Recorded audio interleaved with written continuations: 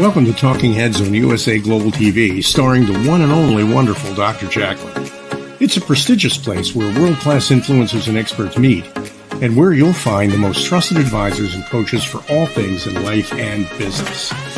Visit usaglobaltv.com to sign up for our newsletter, get the value you need, and be first in line to learn about events and giveaways and other valuable content. Connect with us. Email Dr. JACALYN at usaglobaltv.com to talk about how you can become part of USA Global TV. That's USA Global TV, where the doctor is always in. Hello, everyone, and welcome to USA Global TV and Radio. I'm Dr. JACALYN KERBECK, and our show today is The Art in Creating Mental Health Wealth. This is a big day here for me personally. It's also a big day for our platform. My second book has launched. It is Adversity to Awesome, and we have a huge book party today at 3 o'clock to celebrate the book launch. So please do join us there. At 4 o'clock, we are launching a brand new show for women, by women, about women. It's called A Woman's Prerogative. So join us for that as well. Right now, I'm excited to bring out my co-host and friend. Her name is JENETTA Barry, and she has created the Epiphany process. Let's welcome her. Hi, Hello. JENETTA. Hi, Dr. JACALYN. So I've nice got to a see you. really sexy voice today. I got a touch of laryngitis, but I've been told by one who's a little bit biased in my partner. He says I sound like Marlene Dietrich, down by the alley or however it goes. I love it. You sound very sexy, and your sexy can overshadow my facial eczema, which is why I have these glasses on. So we're quite a pair today. Yay. We are a pair. But we keep going on. So we've got a great guest backstage we're going to be bringing out in just a minute. JENETTA, as you know, we have people watching us. We have our radio channel. Now we're on 3 radio channels. So we have new people joining us all the time. So I want to spotlight you. And if you can share a little bit about your background and how you created the Epiphany process and what it is. Well, thank you, Dr. JACALYN. The Epiphany process actually was born through my greatest life test. And that happened nearly 17 years ago, when one day I was laying house rules that were for the safekeeping of my 16-year-old daughter, Jenny. And she didn't take to it too kindly at all. The conversation escalated into an enormous argument, a huge row. And she took herself off in great anger, saying she couldn't live with these rules and was leaving home. And after a little while, I sensed something wasn't right. And I went to look for her. And I found her in her bathroom, hanging with a broken neck. And you can imagine absolutely everything in my life in that moment went down to ground zero. My marriage, even my finances, the family fragmented. We were talking about this when I was with the family again earlier this year after the COVID break of 2 years, how fragmented we have become, and we're getting back together again. That's how long it's taken to reconsolidate with the fallout that happens with something like that. And over the months that followed, I tried my best to be as normal as I could be. And then I realized that I wasn't. And I actually planned my suicide 3 times, going, I can't go on like this. And I had a prophetic moment, which I love chatting about on other occasions. But having had what I call my crossing over moment, it made me decide that I still had choice. It reminded me I still had choice. And I started studying and researching, finding something that was accurate, because other therapies and modalities were helpful, but there were a lot of missing parts to them. And then that left me feeling senseless and overwhelmed and vulnerable. And so I started studying and walked the walk with this, what I call now the Epiphany process. And with the result that I've been able to help thousands of people all over the world online now for 14, 15 years. People from day-to-day challenges right through to even terrorist attack victims. So it's been quite a journey that in my greatest life test, I am now living my life on purpose. And that's made a huge difference. I just love each and every time we're together, and I feel your energy, and I think about what you've been through, and I just have so much respect for you, JENETTA. And as you know, as we've been live streaming, there have been people who have reached out, and you definitely are making an incredible difference in this world. So thank you for your strength and your courage, and just for being open and sharing your own journey and how it's impacted you over the years. That takes a lot of strength. Thank you. Yeah, it does. I still have my moments, even though I'm mostly in that place. But every now and then, when what I'm presenting steps up a level, there's still that kind of whoa feeling that goes with it as I process it and step forward again, going, aha, this is wonderful. This is an even better opportunity. So yeah, it's a lifetime process for sure. Yes, it is. But thank Yes, you. it is. Thank you. So we've got a great guest backstage, and we're going to bring him out. We have a comment. Let's see. It's from Adam. Hi, Adam. Thank you. Yes, I'm back with glasses, hiding my facial expression here. But we look forward to interviewing you on a future show, Adam. Thank you so much for being here. JENETTA, our guest, is backstage. Would you like to introduce him? I would. Our guest today is G. Scott Graham. He's an author of 15 books, and as he says, they're counting, and a career coach and a business coach, and he lives in Boston, Massachusetts. And from what I can gather, he's an affable, entertaining, and opinionated. Now that I love that, that's deliciously enticing for me, because he's an opinionated author on various subjects, from gardening to marijuana legalization to grief and loss, and even through to gay identity. And all of them, when I was reading through and researching on him, I just love his take and approach on how he sees these things. So without much further ado, let's welcome G. Scott Graham. Welcome to you. Hey, Hi, it is welcome, nice. Scott. Hi. I have a slight cough, but I do not have a Marlene Dietrich voice. Sorry. We I could don't have know what the sung in cough's about. We could have sung in harmony. Yes. Right. For you, Lily Marlene. Yes. Oh, I didn't realize this was the film and music show. I must be on the wrong channel. And I forgot my drag clothes. I'm sorry. My lipstick. Scott, it's such a pleasure to have you here. And as JENETTA mentioned, you have so many areas of expertise and so much knowledge. And you're also funny. You shared some comments with us backstage. I was like, oh, I like this guy. He's got a big personality. So what is it that inspired you to go down this path as a writer? It's interesting.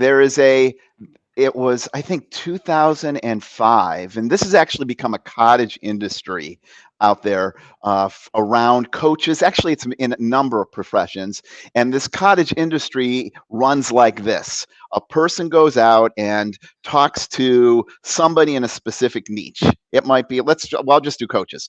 Talks to business coaches and asks 20 business coaches to write what is essentially a blog article, 500 to 750 words. And then they combine all of those in one book, promote it, put the label best-selling author on it, and charge people $5,000 to be in that book. So if you figure 20 times $5,000, they make $100,000 just from that, putting the book together.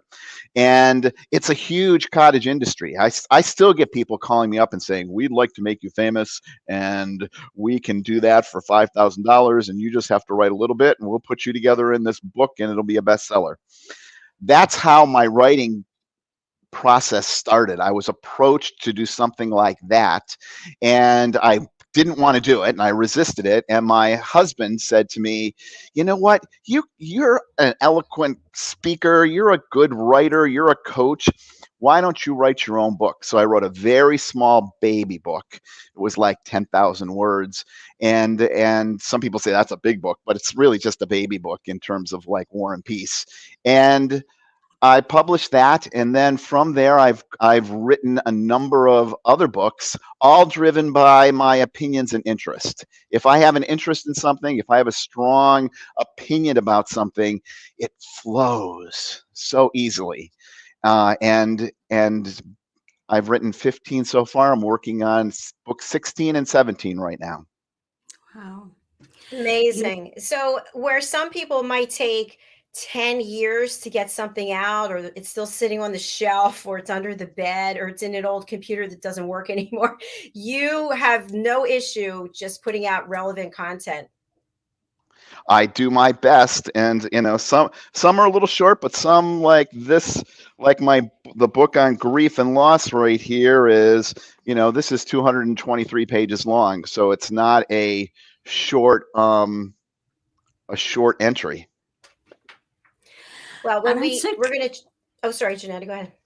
I'm so glad you actually brought up the grief and loss book. And this is why I was saying earlier, I haven't had a chance to have a look at your books yet, but I could see from the overview and the research I did on you that your take on things is deliciously different. And I'm very much an out of the box person when it comes to dealing with these things. Now, I would love to ask you, what is your take? Because you say that most people handle grief and loss in a different way. What's your take on grief and loss and the handling of it? Well, very, very similar to you, Jeanette. I had a loss that sparked all of this. In 2019, right before the start of the COVID epidemic, my husband of 31 years died in an automobile accident and burned alive. And I, started this process of grief and ended up, going through COVID, which was really grieving in isolation because there's not a lot of support around grief when we're all like locked away and trying not to breathe on each other. And I have a background also in psychotherapy and counseling. I've been working in the counseling psychotherapy field since 1988. And so I brought that with me. And what I really discovered was that how people are taught about grief. People, mean when I say taught, I mean people, lay people like you and I that experience the loss. What we are taught from the institutions is completely wrong and completely bogus. We are either taught one of two things. We are taught that grief is a problem to go through and that you're going to come out on the other side and you have to heal yourself, and it's a wound and all of this other baloney. Or we're taught that grief is a process to go through, and you're blessed because you're going to come out on the other side with a deeper appreciation of life, and you're going to see rainbows and puppy dogs and butterflies, and you're just going to live life to the fullest because now you truly know what it's all about. And both of those miss the mark completely about what grief is. And so that's that's kind of the gist of the book and the focus of my mission, to really get the message out about what grief is and what people can do to integrate grief in your life. Because, Jeanette, you lost your daughter 17 years ago. And I bet that feeling of loss and feeling of grief is still profound in your core. It is, but it's profound in a different way. And that's what I love with what you were saying, is that what you've just said is that there's a lot of expectation from those who don't know. Right, Or exactly. those who think they know. Yeah. Right. And so in fact, one of the quotes that I wrote years ago was, grief is a vital tool in our search for meaning after loss. So it's treated a bit like a disease or something that needs to be medicated and fixed because it's bad for you. And it isn't. It's really an important part of the process of getting over things. And the more I was able to realize that, embrace my grief and use it and see it's where it's served, and then allow it to serve, the more I became centered and present and open-hearted. So I've now been able to peel a lot of that core grief away and go to what actually is happening and isn't happening, to allow other fragments of that loss. Like, I lost my other daughter. I call it a living death. She decided at the age of 12, in a country that allowed a 12-year-old to decide which parent to go and live with. And she decided to go with her dad. And only in the last year, did something happen that triggered me to suddenly go, whoa, and I sat and I sobbed for hours. So what's happened is that there are different waves and layers to that grief that now is allowed to be handled when you understand that your grieving is so precious and so vital. Absolutely. I really like what you just said, because especially this piece about grieving is so precious. I often have said in the last couple of years that grief is a gift. It's the price of admission for living our life fully. If you think about it, think about all the, I mean, what, 55,000 people in the United States like die every week or year. I mean, there's a big, huge statistic of people that die, and we don't shed tears for those folks. We shed tears for the people that are really close to us, the people that we care about, the people that we have an investment in and from. And so grief is really that price of admission. And Jeanette, as you said, that loss, especially with this living grief that you talked about with your other daughter, it comes in waves. And that's the real truth. Grief is just like any other emotion out there. Happiness, love, anger, depression, all of those are just feelings that come in waves. And if we don't fuel it, that's an important piece. If we don't fuel it, because we can fuel grief. We can fuel it, stack it on, fill all kinds of thoughts around that, and just go down this rabbit hole of misery. But if we just experience it just as it just is. And some days you cry and some days you don't. Just like some days you laugh and some days you don't. And some days are sunny and some days are cloudy. Clouds are not a problem to be fixed. Clouds are not an issue to be avoided. If it's raining, you put on a raincoat and go about your day. And the same thing is true with the diversity of emotions that we have. It's not meant to be medicated away. We don't medicate clouds away. Thank you so much, Scott. I really appreciate that. And I wanted to share with you, I'm really sorry about the loss of your husband. As you were telling us what happened, and I can only imagine how painful that must have been for you and for him. I felt myself getting angry. I don't even know him. And I just felt angry that that happened to him. And I'm just wondering, how did that come up for you, anger? And how do you deal with that? You're just talking about clouds and emotions and whatnot. Anger is always under the surface until we address it. And I guess anger underneath that is fear and sadness and grief, etc. But how would you explain it? You know, first, yeah, I think it's important to say, I don't feel sorry. And one of the things that I encourage people to say, instead of, if you know somebody who's grieving, instead of saying I'm sorry, which is often just a platitude, right? Everybody says I'm sorry when somebody dies. And a better term to say is actually congratulations. That feels much better, because what it really means is that, I lived my life with Brian so fully that still to this day, when I talk about him and I share stories of him, I feel such a deep connection.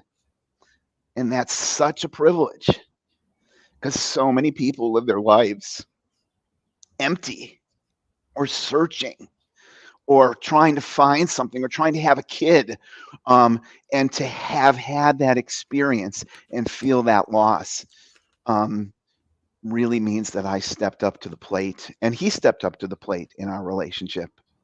And so it was, the story for, which I talk about in my book is, I had just finished a 10-day meditation retreat. I've done a number of 10-day, 15-day meditation retreats over the years. I think I've spent like over 250 days off in silent meditation.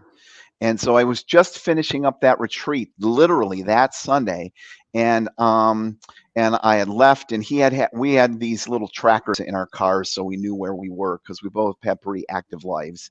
And I saw that he had not come home, and we had cameras in the house, and I saw that he had not come home. It was like 8 o'clock in the morning, and he had gone to a Christmas party the night before, and he had, I don't know, either too much to drink, or I don't know, whatever was going on. They tried not to let him leave, but then they let him leave. He made some wrong turns, and the car ended up somehow stuck and then caught fire, and he burned alive. And I didn't know this when I'm an EMT, among other things, and a firefighter myself. And so I was on my way home. I couldn't figure out what happened. I stopped at a friend's house to have breakfast, and I called to try to figure out what was happening, and they sent out the police. And then I got a call from somebody while I was there, and she was just crying. She said, "You just said I'm sorry." And I'm like, "What? She just said I'm sorry." She couldn't even say that Brian had died. And so I said, "Brian died. Brian's dead." And she just went, "Yes." And so I had another hour or so to drive. My friend and I were traveling in that direction. And it turns out that Brian was still on the scene. He had died at, like, I don't know, 2 o'clock in the morning, according to the autopsy report. And this was like 9, 10, 11 o'clock in the morning. And it was a Sunday morning, and so the fire investigators for the state weren't around. They had to come from a far ways away. Could have been a suspicious incident, so there were police and detectives and firefighters and the whole 9 yards around this scene. So I'm with my friend driving up toward home, and this accident, of course, was near home. And I called to see what was going on, and I talked to the detective, and the detective said, "No, we're still on scene. We're waiting." And I said, "He's still there?" And he said, "Yes." And I said, I want to come by. I need to see him." And he said, no, we don't let family do that. And I said, "No, I'm a firefighter. I'm an EMT. I've seen this stuff before. I really need to see this, because you're going to take him away and I'm not going to see him again." And he said, "Well, let me talk to another detective." And so he says, "Let me call you back." And so I waited in this parking lot for about 10 minutes. He called me back and said, "Okay, we'll let you come up and survey the scene, but we have to let you know that the body is really badly burned." Now, this was in the winter. I thought, I thought he froze to death or something like that. And so I got to the scene. I have a big red rednecky pickup truck with fire lights on the side, and I mean on the top, and fire department emblem on the side. I mean, that's what you would consider, a volunteer firefighter would want to drive. And so I showed up on the scene and I turned my lights. My friend's in the car. She's like, I wouldn't go do it if I were you. Don't even go up there. They were still there. The whole scene was blocked off. And I walked up and gave them some information and really tried to stand in composure with this stuff. And I could tell that there was something was just wrong. And they said that he was outside of the car. The car was burnt to a crisp. There's actually a video of it that I have posted as a kind of a premiere for the book. And they did a big news story about it. And the car, which was green, was completely white from the heat. And so I talked to the police for a little while, and I shared that I wanted to see his body, and they said, well, could you identify his body? And I said, of course, we've been together 31 years. How can I not identify his body? And so they said, well, he's off on the side under a yellow tarp, which then my heart really dropped, because I knew that he did not die instantly. It wasn't like he was in the car and then died. He got out of the car. On the passenger side, he was on the driver's side and got out on the passenger side because the passenger door was open and the driver's side was against a tree. He couldn't get out on that door. And so, I walked out. He was under the tarp and he was actually facing toward the car on his stomach with his hand out like this, outstretched, like he was crawling, like army style on the ground. And then that was the hardest part for me, because, I didn't want him to suffer. And I knew that there was so much pain in burning to death, and so much horror in that he actually crawled out of the car and was still alive till he had turned around and then died face down in the snow facing the car. And I knew it was him right away. I could just see the back of his neck. And I knew him so well after sleeping together for 31 years in the same bed. I'm so grateful that I was in the fire service and the EMS service, because they wouldn't have let somebody off the street go into the scene. And I turned to the people on the scene and I said, I have to touch him on the shoulder and I have to say goodbye. And they said, no, you can't do that. And because this is a potential crime scene. And I said, I don't care. I'm doing it. This is the last time I'm going to be able to touch him. And I put my hand on his shoulder and said that I loved him and I would continue to have his back, and I would still be there to support him even though he was gone, in whatever way that meant. And they didn't stop me, and I'm so grateful for that. So more than any feeling that comes out when I think about Brian's death, it's really gratitude to have been there and have been able to say goodbye in that way. Wow. Scott, there's just so much to all that you've just shared. The first part where, your loss is relatively new. 2019 isn't long ago. And for you to have processed as much as you have processed in this short time and on your own in isolation with lockdown, I have such respect for you, and what a lot of courage you've put into place to be able to see a bigger picture, because I could hear, I was hearing there your initial tears at the beginning when you spoke just now were tears of gratitude. And that's where I take people when I work through loss, through a series of very different questions. They go, I've never been asked questions like this before. And then suddenly their hearts open and there's tears flowing in their loss, and it's tears of gratitude. And that's where I heard you being able to express from as you first talked about your journey, and then to be able to go back and express the loss with tears of where that vulnerability is still there. That takes a lot of courage and bravery. And one of the things that I have noticed with grieving is that most grief is about regrets. It's about the guilt and the shame and the if onlys, and if I could have, and I should have, and what if. That's what constitutes the greatest amount of grief. And I can hear that so much of what you have felt in that way, you've been able to look and approach as to where it has equally served you. And hats off and kudos to you for doing that during lockdown. I'm just like, wow.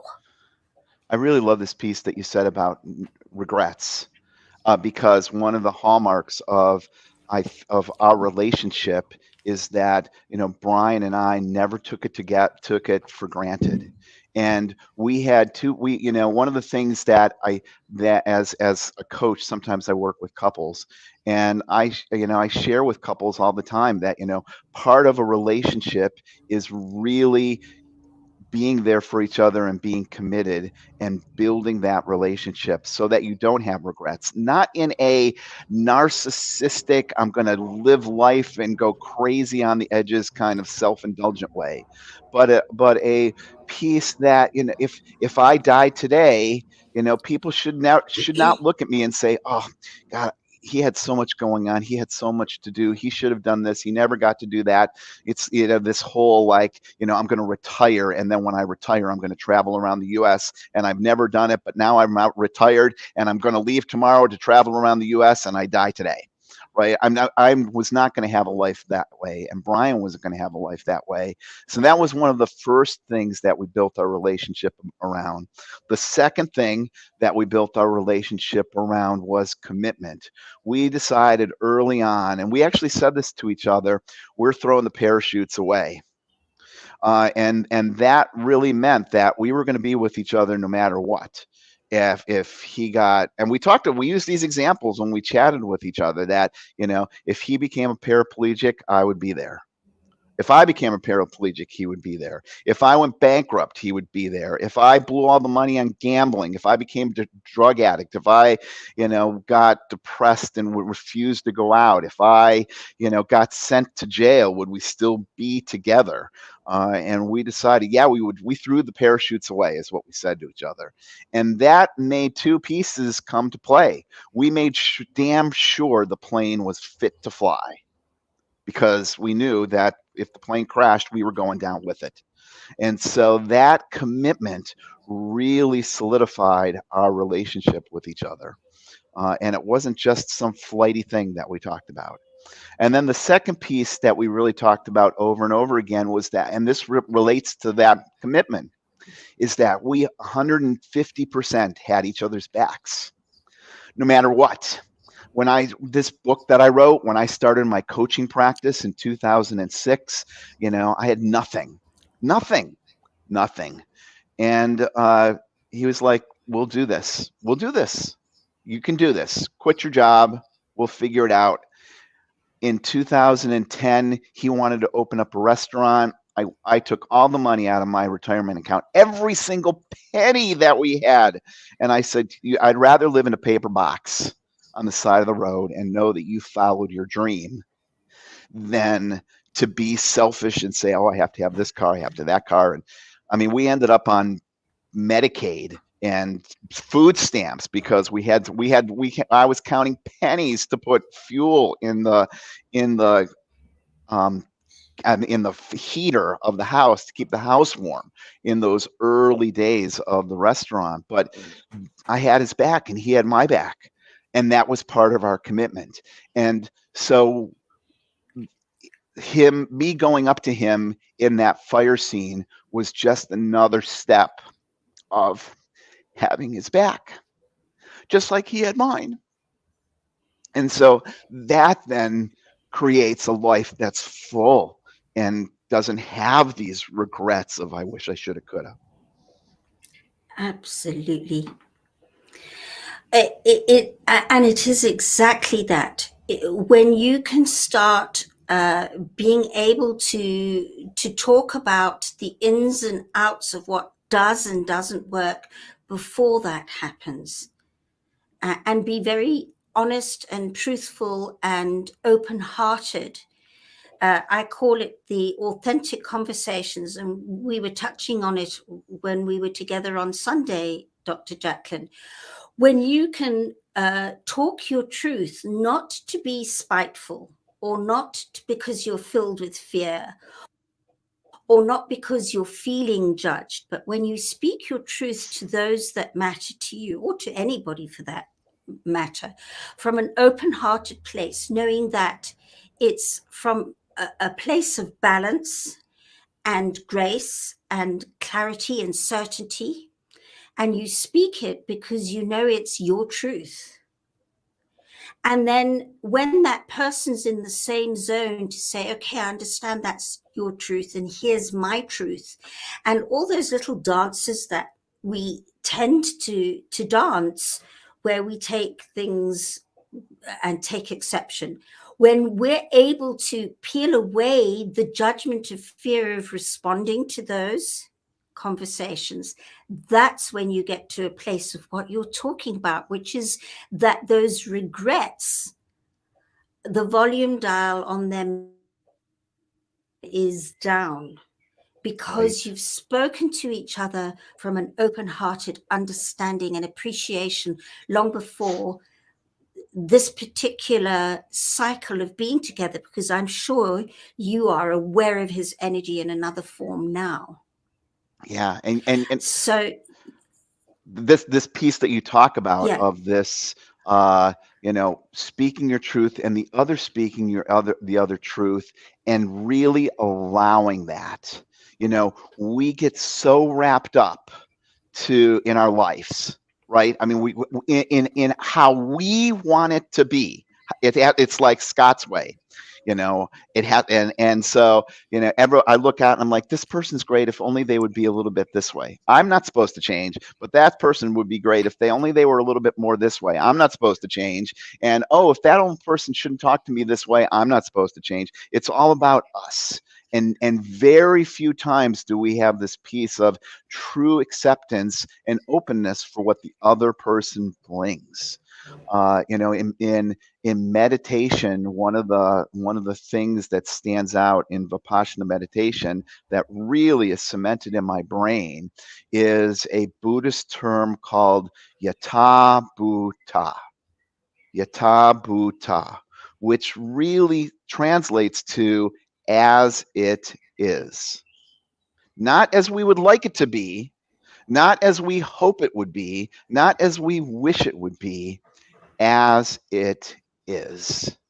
And if you embrace that and train yourself to have that equanimity around things, then things become easier. And Brian and I certainly had difficulties and argued and fought, but those were just clouds in the wind. Those, some people hang on to those things. Remember what you said to me in 1976, and you said this and you did it, and all this other stuff. Like, it's crackpotty to think about that, right? I mean, that we would hold on to something that somebody would say years and years and years ago. Somebody said to me once, a teacher said, somebody comes up to you and says harsh words to you. They're, really mean to you. They call you some bad name. They wanted to hurt you once. Once they wanted to hurt you. And what do we do? What do we do? We like make this tacit agreement with them, and we take those words that they said and we just flagellate ourselves over and over and over. I mean, years, decades, lifetimes for some people, because of that. And like I said, Brian and I had these times where we fought. Everybody fights. That's the equanimity. Everybody fights, and that's part of the past. And that peace never got in the way of our commitment to each other and the reality that we were there, period, for as long as it took. I changed my name after he died, which is not an easy process in this post 9/11 environment, because they had to change my birth certificate. Can you believe that? Because it was not a marriage or a civil union where there was some legal document. I had to go to court. I had to tell this. I told the same story that I just told here to the judge. Everybody in the court was crying. And my pen name is G. Scott Graham, but my legal name is now G. Scott Graham Stevens. And the judge said, while we were in court, she said, "It is such a privilege to hear your story." And she says, now, every time you write your name, every time you sign a check, every time you fill out a legal document, he's with you. And you'll see him as part of that. And that's part of the thing that I've done to carry him forward in my life. Wow. Scott, I have to say, I am so moved by the relationship that the two of you had. I have never had a relationship like that. I've never had anyone care about me like that. And I just am so grateful that you shared this story so that people can understand what true love really is. Yeah. Absolutely. And I just love the way that you, as you were saying, it's not about bringing out what happened before. It's about, and not what you expect or what should happen or needs to happen. It's allowing what is happening and seeing what that's giving you. And I love that too. And it's where my relationship sits, because for you, Dr. JACALYN, I really identify. I've had 2 marriages. My boys are from my first marriage and my girls are from my second marriage. And I went from one extreme to the other, 2 totally different people. And I now sit in a relationship that I hadn't planned and wasn't anything like I had expected a relationship to be. So I so identify with what you're saying, because in allowing it, some amazing things have happened, and the nurturing and the love and the support and the understanding would have been missing if I'd have said, this isn't the way it should be. And that is where being able to deal with grief and loss in understanding that bigger picture makes a big difference. And we want to thank you so much for being with us today and sharing this heartfelt story, because without a doubt, you have been able to help so many people potentially on their grieving journey. And I honor and salute you. Thank you. Thank you. What a privilege. And Scott, we'd love to have you on the corner bookstore, and you can come and read your books to us. That would be fabulous. Okay, great. But seriously, in addition to what you shared about the grieving process, I really meant what I said. Like, you have given me something to put out into the world about what love really is and what a beautiful relationship looks like. So thank you for that. You're welcome. Thank you. Scott, how can people get in touch with you? How can they purchase your books, and who would you like to contact you? The easy way to get in touch with me is to go to gscottgraham.com. You can even just Google, G. Scott Graham on the internet, and you will see any of these books, whether it's this book or this book about gay pride, or this book about the bucket list, or this book about marijuana, or this book about fitness, or growing good King Henry, or time management, even clinicians. I wrote a book on treatment planning. There's a whole bunch of them out there, and you can get them on gscottgraham.com. What's next for you, Scott? I am working on a book on early warning signals for business. And the next book that I'm working on, you know, when you do a meditation course, you take precepts to be able to do this meditation course. Precepts about right speech, right action, right mental volition. And I'm writing a book on how to take those precepts and integrate them into your daily life. That is beautiful. I'm also a certified meditation teacher, so I can really relate to that. And that is so needed in this world today. So bravo. Yeah. Thank you. Well, we look forward to having you on our corner bookstore or the business show, whatever it is that works for you. We're happy to have you back and share more about your journey. It's a pleasure. Thanks again. Thank you. Bye for now. Bye. Oh, JENETTA, so powerful. Unbelievable. I just love the fact that we're able on this platform through USA Global TV and in this show to create a safe space for people to be authentic and vulnerable and understand how fabulously and deliciously beautiful that is. It really is. I was thinking that to myself because, you know, as a host and a co-host, we can't fall to pieces. And it was really hard because I felt myself drifting that I could have just literally started sobbing when he shared his story. It was so powerful and so beautiful and painful all at the same time. But yes, I love when people feel comfortable and they are just open, because that means so much and inspires people to realize you don't have to walk around stoic and putting everything down and putting it aside. And I'll get to it 5 years from now. You can actually just live with those feelings and acknowledge that they're there and accept it and then make your choices. Yeah, I like that, and it is the truth, and it's not about going into the extreme of overindulgence. I think that's what people are worried about, that they're overindulging. I always talk about there's a point of allowing, and that is so vitally important on a grieving and loss journey, is the allowing. And there is a point where you click over into wallowing. And then when you've got skills and tools to deal with that, then you've allowed yourself that space to grieve. And it's very vital. JENETTA, thank you so much for sharing that. Can you please let our audience know how they can work with you and what does that process look like? I have worked internationally online now for 14, 15 years. So if you'd like to know more about working with me, I'm contactable on the website.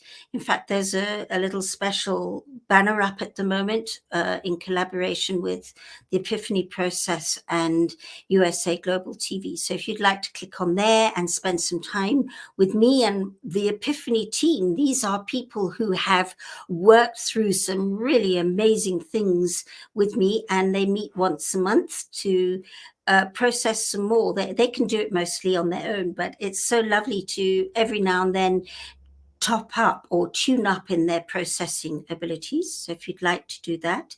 But basically, if you're looking for ways to deal with whatever you're challenged with in an empowered, inspired way that gives you clarity and certainty and focus, rather than roller coastering from one emotion to the other where you just feel so lost. If you'd like to know how to express yourself from an open-hearted, understanding way whilst you're dealing with challenge, I would be delighted and honored to help you, to show you just how to do that.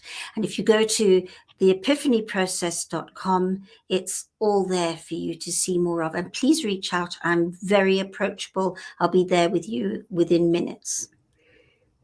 Beautiful. Thank you so much for sharing that, JENETTA. Thank you. I just love this platform. Love you, and love the amazing team we have on this platform too. I do doing too. We just had a amazing fabulous work. reunion show, and it's just so nice when everyone gets together and can see one another. And we had people from the audience, former guests who were there as well. We're having our next reunion show in September. I'm going to be doing it 3 times a year. So thank you again for being a big part of it. So special, and it's such an honor. JENETTA, before we close out, I would love for you to share a little bit with our audience about our show today, which is Yes. brand new. It's at 4 p.m. Eastern time, which is 9 p.m. British Summer Time, and it's called A Woman's Prerogative. Yes. Wow. Again, such an honor and privilege to have been invited to be part of this panel. It's a discussion panel. There are 6 of us, and we're all meeting at 9 p.m. That's UK time.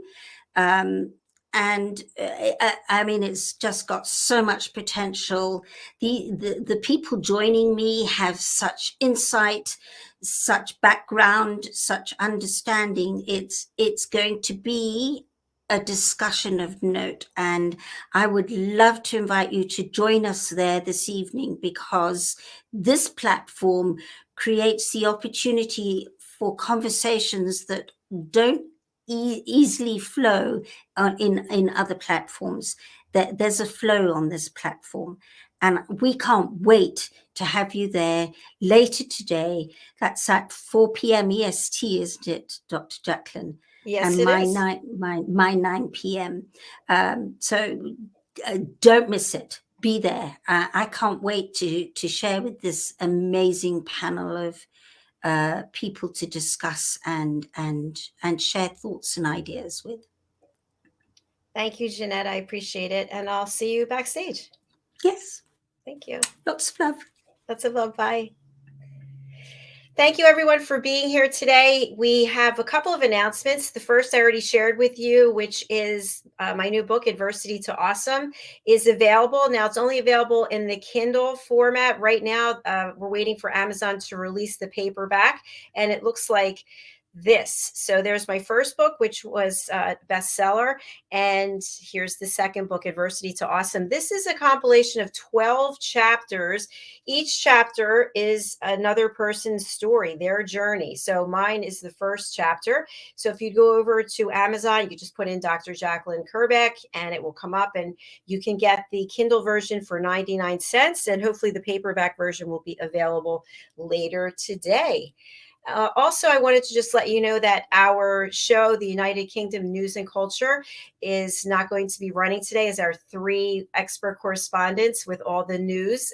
They are busy today with other meetings, so we will be back next week.